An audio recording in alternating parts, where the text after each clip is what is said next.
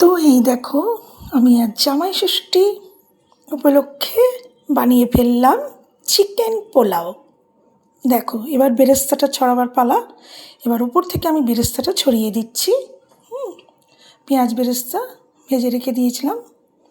তো ছড়ছড়ে chicken pulao complete. আমার মা চলে গেছেন। মা ভীষণ ভীষণ সুন্দর রান্না বানিয়ে দিতেন জামাইদেরকে। 3 জামাইকেই খুব সুন্দরভাবে যত্ন সহকারে বানিয়ে খাওয়াতেন। কিন্তু তিনি নেই তো কী হয়েছে, তিনার হয়ে আমি আমার বরকে সুন্দরভাবে পরিবেশন করছি চিকেন পোলাও আর টক দই আমার হাতে বানানো। এই হলো আমাদের দুপুরে আজ মেনুতে আছে।